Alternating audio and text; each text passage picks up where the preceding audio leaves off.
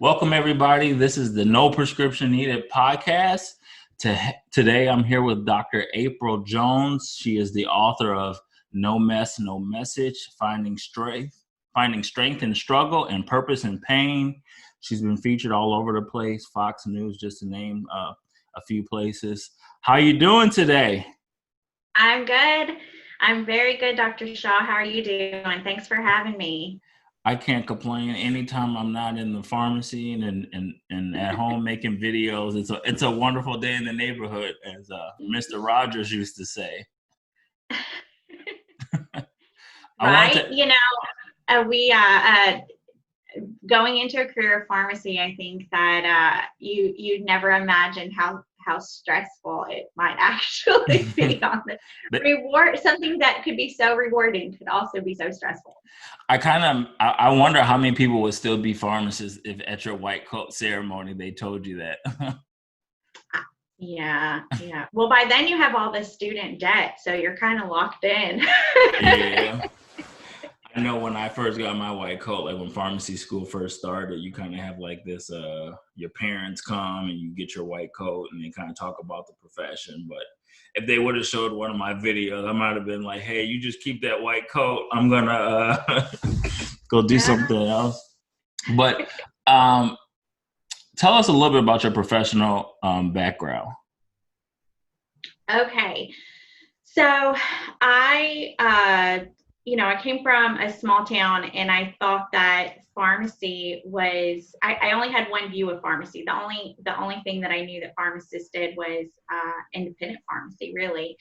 And then when I got into college, I wanted to pursue my PharmD because I was interested I knew I was interested in the medical field, but I didn't know what exactly my path would look like, right? Because I hadn't been exposed to a lot of different professions yet. So I went to school in West Tennessee, a small college, and pursued a dual degree in chemistry and biology. And that way I felt like I had a lot of flexibility and like trying to figure things out and where I was supposed to land. So I was able to do a summer of research at St. Jude, and I really thought that, this is me. This is what I want to do. I want to do research. So I'm going to get my PharmD and my MD. So I found out that I found out right before, actually, I found out I had gotten the opportunity to do the internship, and then 2 months later, I was 19. I found out I was pregnant. So I wondered, like, okay, well, what does this mean for my career? I'm not going to give up. I'm not going to be one of those, young women who just like put all of their dreams aside because I'm going to start a family. So I was definitely the only professional oncology intern that summer that was very obviously pregnant. But I did it. I trudged through and then decided that probably pursuing my PharmD first would be a little less demanding than doing my MD. So I got into pharmacy school, and then it was my second year of pharmacy school when my son, who was then almost 2, was diagnosed with cancer. So at that point, I still really explored oncology during my 4th year of the doctorate program, and just felt like it wasn't where I needed to be at the time. So, I kind of like felt like I was letting myself down in a lot of ways, but I was too emotionally connected to the journey that these patients were on, and knew a lot of the patients when I did my internships, and that was really hard. So I pursued administration instead. So I graduated pharmacy school and decided that I would start in retail management, just to I enjoyed talking to people and helping people and learning more about business. So I started in retail pharmacy, and I managed for a few years for a large company, and then went into, when I decided that I really wasn't getting the business experience that I wanted without having to move, like that learning experience that I wanted, I decided to enroll in an MBA program, and I went into more hospital pharmacy. And so since then I did get my MBA, I've done hospital administration, inpatient, and I've done outpatient, so clinic, infusion center. I did that for a large health system here in Tennessee. And then I am now found myself back in oncology, and I'm working in industry as a medical director with Pfizer. Oh, wow. Yeah. There's a lot of pharmacy managers who've been laid off. They always reach out to me and they say, what is some advice you could give me, or what career path you think I could take outside of being a pharmacy manager, because it's hard for them to find a job.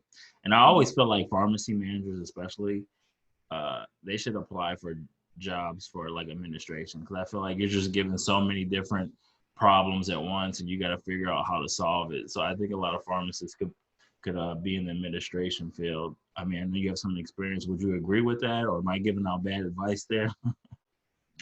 No, I don't think it's bad advice. I really think that if you enjoy, so I think that there's kind of two paths, and then the roles that kind of merge the two are like, dream jobs, and they're, few and far between, the ones that kind of really merge clinical and business, right? So you have to be comfortable sometimes with doing one or the other on your career path if you're comfortable with change and growth, right? So I think for me, as much as I do like clinical, and my job now is solely clinical, but if I were to say, I really have a more natural tendency towards the logistics and the operations and finding lean processes and optimizing services to meet the best needs of the patients, and also to make it more enjoyable and less overwhelming for staff as well. And so I did find myself really more gravitating towards administration. And for me, I think that's definitely part of my long-term goals, like getting on with a company, like in industry, like Pfizer. There's so many different avenues that you can go over your career. So I think for me, this role is enjoyable while I'm in it, but I'm really learning about all of the different ways that we work in order to get drug from, a concept actually to the patient. And it's really been a great learning experience for me. So I have a question. How does a pharmacist and a mom find time to write a book? There's one thing that I like to say, Dr. Shaw, and that is you make time for what's important to you. I think that there's a lot of things that I would like to make time for that hasn't made it to the top of my priority list yet that maybe should be there. But what happened was, specifically with the book, is, as a pharmacist, I think all of us can relate that the majority of us go into it because we do have a heart for helping other people. And I know that, so now, fast forward, my son is 18 and we have two other boys, and, he did lose his leg because of cancer. So we do have other types of challenges, and he's a very driven kid. He has a huge heart. He does a lot of advocacy work. He just did his first TED Talk, and he competed internationally. So I've had with the struggle, we've had a lot of victories as well. I started journaling just a few years ago, and just really I was going through something difficult, and I just thought that I would start to kind of self-analyze to figure out why I approach things the way that I do. And what happened is that a very dear friend of mine, we grew up together since we were small, in the same very small town. Her son actually had received treatments at St. Jude the same time that my son Tyler did, when they were young. But his tumors were benign at the time, but they had to have, active management. If they were brain tumors, they had to have active management for all these years. So Wesley I think he had just turned 16, and they had some changes in symptoms and found out that he had stage 4 glioblastoma. So it mutated that quickly. He was in the clinic and getting scans and actively managing seizures for every 6 months at minimum. And so, for things to change that fast. And so I was really, I tried to be a support to her kind of on her journey for the next year or so. And it kind of got to a point where she was very strong and very graceful throughout the whole thing. It just amazed me. But then she kind of got to the point where at the end, it was really hard for her to answer questions without getting emotional about things finally. And so I was like, it's completely normal. And I didn't even make it to the point where you are, but I'll share some of the things that I've written and some of the things I went through, and just kind of some purging that I've done on paper, and maybe it will be a distraction if nothing else for you, right? So so I sent her all of that, and then, it wasn't really a book yet. It was just kind of these thoughts, like these streams of consciousness. And she called me a few days later, crying, and said, this needs to be a book. Like, people need to understand what we go through, and they need to be able to connect with someone else's story that's come through it, and figure out how, that their feelings are normal, not to beat themselves up about things, like how we're really kind of a club, or we're bonded in this, and that they can get through it. And so when Wesley passed away, I committed to sending her a chapter every month until it was done, and that's what I did. Oh, wow. It's funny how things just kind of like fall into place. So it sounds like you didn't initially, it's like, I'm gonna write a book. You were just writing things down to try to just help you mentally and this other person. It just kind of became a book. Yeah. I love when things happen that way, where you don't plan on it. Like, I was doing comedy.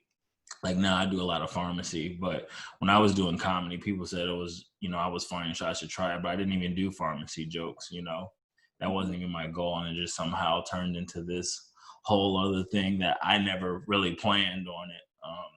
When I moved, I ended up moving someplace that didn't have a lot of comedy clubs, like Chicago. So I was like, well, I'm going to quit doing comedy. It just wasn't meant to be. And I was like, well, let me just, buy a green screen and sit in my basement, make videos, and, and turn into this whole other thing. So I think it's been the journey. I've loved it because it was something that I was, it was kind of unexpected. And I kind of love that about life, when things just happen unexpectedly, but you end up loving it. I want to know, tell me a little bit, without giving away the whole book, just tell us a little bit more about the book. So I decided if I were going to write a book, and it might be, who knows, it might be the only book I ever write. I wasn't writing a book, like you said, just because I had this goal to write a book. I legitimately wanted it to be something that could potentially change a life. Like, if you read this and you felt lost and without hope, that you could read this story and say, and have like a wake up moment that, bad things happen to all people. And I say adversity happens in 3 different ways. Either we cause our own adversity and we have to deal with that one way. So it's actions that we took that kind of caused the situation we find ourselves in. They were caused inevitably by someone else. So someone else we can blame for it. And then we have to deal with that a certain type of way. And then things that we couldn't have expected that are either bad luck or some feel God's fault. And we have to figure out how to deal with that. And so I feel like for what I hope people can get from the book is to be able to analyze their situation and say, how do I move forward with this? I may not be able to control this situation at hand, but I can control some things. I can control the way that I act. I can control my next step. And I have to really figure out, how do I turn this thing that's causing me pain right now into something that I just don't get over, but maybe a platform to build from and hopefully help other people in the same turn. So, I decided that if I were going to help people wake up and empower them to have hope in their situation, that I had to be very honest and very uncomfortable and share things that I haven't even shared with my family or my husband or my best friend, and just really be raw about it. And that's what I did. And it was not an easy process. And there were even times after I published it that I questioned, why did I share that? Like, why do I, there's people that are going to read this that I don't even know that are going to judge me. But at the end of the day, if I help one person find hope or one person find Jesus even, then I have accomplished my mission, and it was all worth it. The title of your book, if there was a title that really spoke to me about retail pharmacy, finding strength in struggle and purpose in pain, I felt like that was my whole my whole career as a pharmacy manager. But you had sent me something, and I believe it said on there, the secret to controlling your reaction to events beyond your control. And I feel like I wanted you to expand more on that, because there's been a lot of pharmacists who've been laid off, a lot of pharmacists who are working in terrible working conditions that, to no fault of their own, their kind of work environment has changed. They've been laid off. They're stressed out. Kind of expand more on that, because I feel like that particular point kind of really speaks to a lot of pharmacists out there, especially in the retail setting. Yes. So, this kind of brings me to another point. Oftentimes I really try to filter my message into something that's universal, because there's a lot of positivity in my book. And originally, my book was not even going to be, I was like, okay, well, if I'm going to write this book, I want it to help all people. I don't want to exclude anyone that maybe doesn't believe the same way that I am. So I'm not going to make it a faith-based book at all. But then I realized that the more that I filtered, the less authentic it was. And honestly, through the years, faith wasn't a big part of what I went through, I wasn't very strong in that when Tyler was diagnosed with cancer, especially not when I found out I was pregnant. But it's something over the years that's helped me really build resiliency and change my perspective. So I have to be honest in saying that's one thing, is that going to the truth and trying to see, like, what does the Bible say about this situation? And I hate to be, kind of cheesy about it, but what would Jesus do? In my situation, I do try to go back to that. I try to analyze that and figure that out. And, but my other thing is, so that's the first thing is finding my faith, having trust in God that this is a moment this is a moment in a minute, right? So my life is bigger than this moment. So this moment is a hard moment, but I'm going to move past this. There's going to be another minute, and a minute after that, and a minute after that. So what can I do right now in this hard moment to make those minutes better? And I think part of it is saying, what can I learn from what's happening right now to either help me avoid another hard moment like this? So to help, protect me, help me build resiliency, help me figure out whether or not maybe I'm not going in the right direction. Maybe I need to pivot and do something different. But I think that really is the secret, is that you have an opportunity in every hard moment to change your perspective and to learn from what's happening. And it might put you on a completely different path that's absolutely a million times better than the one that you were on, one that's more aligned to your talent, one that you are more passionate about. And that's one of the reasons why, as much as I love my full-time role in pharmacy, I'm also involved in a lot of other things. It helps keep me grounded in that there's more going on outside of that bubble that I'm in. I'm involved in a lot of nonprofits. Of course, I have my book.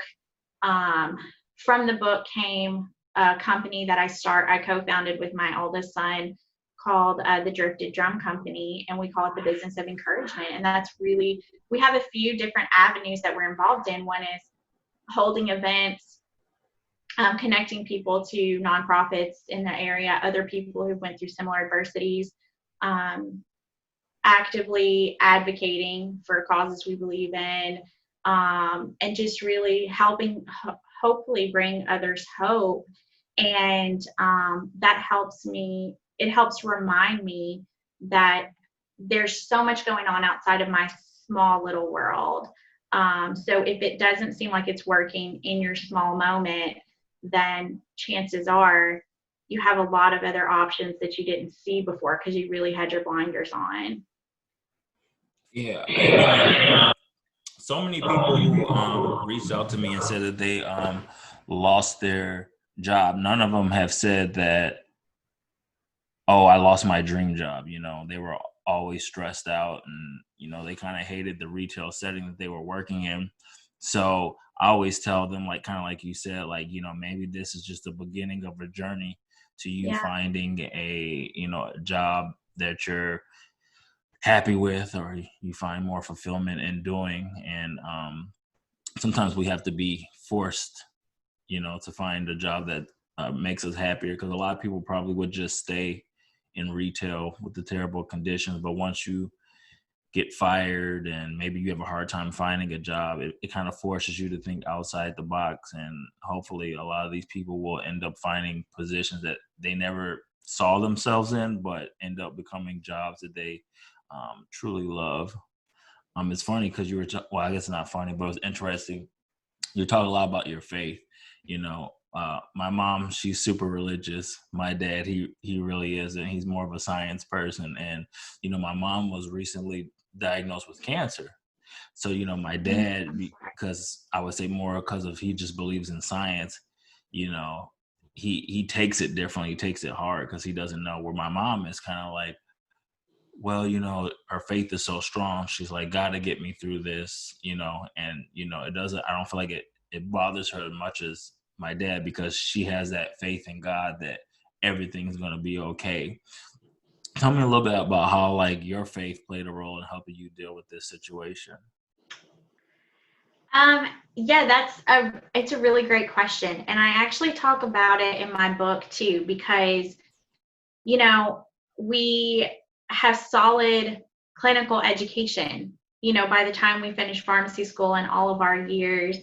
I don't like to say that it was 15, but I don't like to age myself, but it's been a while, right? So, and I think that honestly, being an open book, I will say that when I took my role in oncology doing only clinical, it's kind of hard. It was kind of hard because to find the balance between the science and the faith, because we look at statistics, when we look at the clinical studies, and we analyze the facts in order to try and make the best decision, right? We all practice based on evidence-based medicine is the hope. So what happens when your faith, or the outlook looks so grim from the facts that are presented to you? How do you merge the two? And I think that's still something that I have to struggle with sometimes. But I talk about in my book, basically the message that I give, if I were to like wrap it up in a bow, is that I feel like if you're a Christian and you believe that, God is our creator, and that all of this stuff, every detail was part of his plan, then you have to, you have to believe that the advances that we make, all of the details of how things work together, whether it's genetic mutation or toxicity or whatever causes things like cancer, right? That God is still in the details. And so you pray for us to have wisdom to be able to pursue science that helps us as mankind to figure out some of these mysteries to help us live longer, be healthier. So I do believe in the science, but I have to believe that, like, will God start, he was the beginning. He was the beginning of that, and the science came from him. So if there can be a melding of that, then I think that's possible. But the other part is that I tend to analyze everything, and then, that's really what happened with Tyler's cancer, is that I was like, okay, well, now that I know that he has a tumor and not a cyst, I can deal with that as long as I know what the next plan is. Okay, now that we know that it's cancer and not just a tumor, like, that seems like the worst it could be, but we need to make a plan for that. And then when the chemo wasn't working, it was like, okay, well, this is bad. Like, what is my plan for that? And it was in that journey that I came to the realization that as much as I analyzed and as much as I tried to control that situation, that I really didn't have control over that. I could only control what I did in the next moment, but I couldn't necessarily, I may not be able to prevent Tyler from dying from cancer. And that took all of the pressure away from the situation. I know it sounds crazy because that seems like the worst thing that you can think, but I had people around me who had also lost their kids to cancer. And even though it was devastating, they were still helping other people. They were still joyful people. They still believed in God. They still lived past that hardest moment of their life, and they still had purpose. And so I had to believe that if that was God's plan for my life, and we couldn't find a cure for what was happening with Tyler, then I had to be able to trust his plan. And, Jeremiah 29:11 is the verse that I cling to ever since then, that says,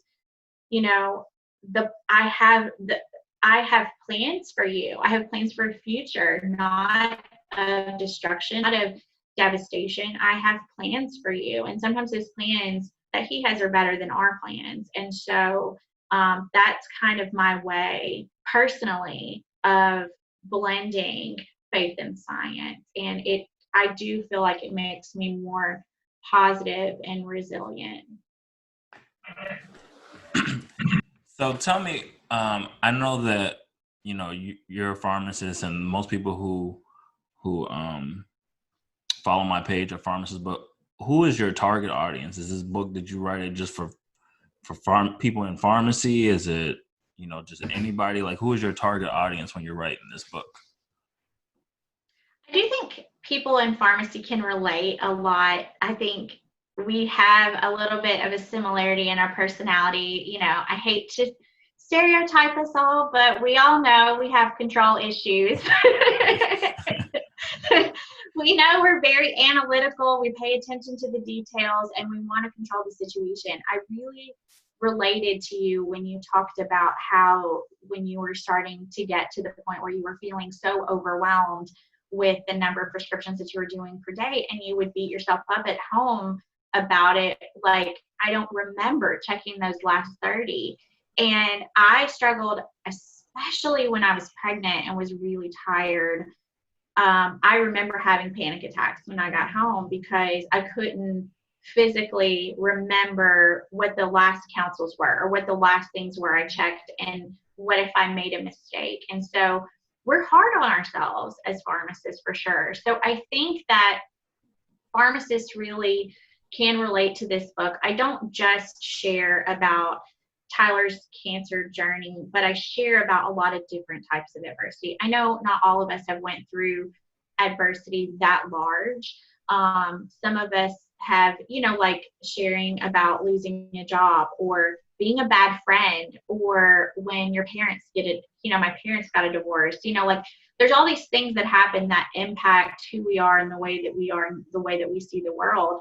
So, I hope that anyone who's dealing with a difficult situation or just wants to kind of prepare themselves for difficulty in the future, and how do you deal with it in a more controlled way, will be able to benefit from this book. But I definitely, at first, when you think about your target market, I thought, is this more of a book for I really thought that maybe it would be more of a book for people dealing with cancer, whether it's their parents or their own or their kids. But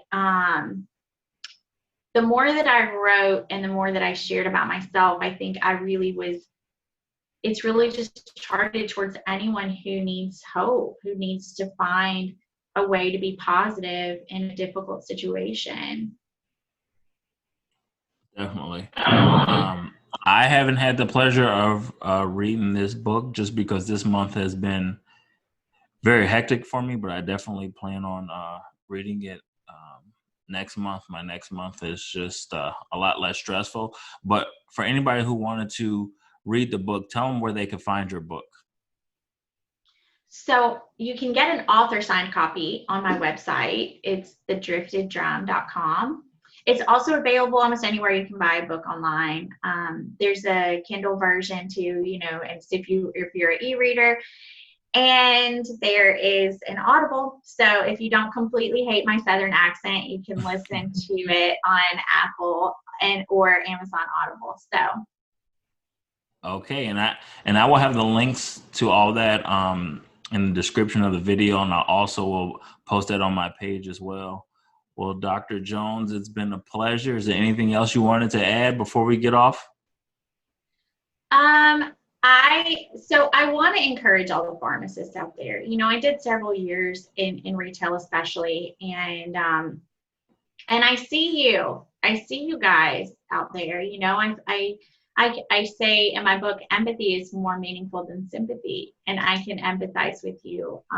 Your job is not an easy job, and I think a lot of times people just dismiss the important role that you play. And I just want to encourage you, because there are people, sometimes we don't see the impact, the ripple of our actions. We don't really see the impact. And you touch so many lives in a day. And I know for you, some days can be overwhelming and stressful, and you wonder, did I make the right choice for myself? Is this the right path? Is this worth it? I would say there are lives that you have changed. I had years and years after I left my role as a retail manager, I had a young lady who was about to graduate high school, who I had helped when she was her and her mom, when they were diagnosed, she was diagnosed with diabetes when she was, I guess, 9 or 10, maybe a little younger than that, and said, I want to be like you. I want to be a pharmacist like you.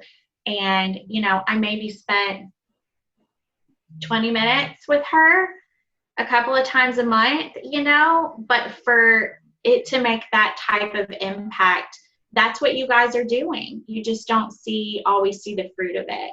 And, those people who don't have, know what side effects to expect, then, I saw a post on Facebook yesterday, actually, about,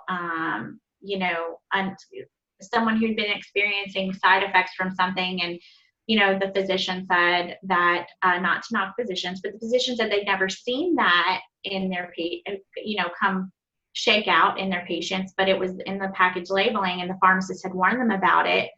And so, it prompted them to make a change. So you are helping people live healthier lives.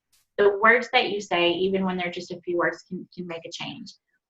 The other thing that I would say too is, don't stay in your bubble. Do things that you enjoy outside of the pharmacy. I know that a lot of times you just want to go home and crash, probably, and you're just tired and you just want to love on your kids and whatever that is. But use those your talents that you have outside of pharmacy to bring you joy, and it will help you feel so much more balanced, so that on the weeks that you've had a really hard week, if you can, paint or volunteer for your favorite charity or whatever that is, like those things that bring you joy, really helps you find other outlets outside of that one area where you spend so much time, and it makes it seem less significant. That overwhelming sensation of that place won't feel like it has taken over your whole life.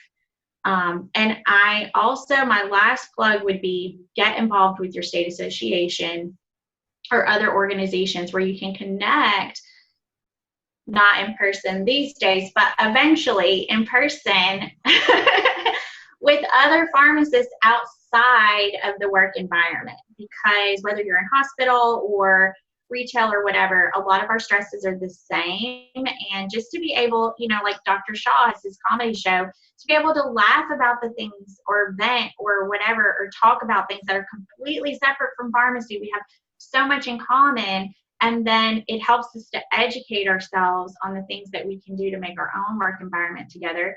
It gives you a group of people that, can band together to make a difference, to change laws.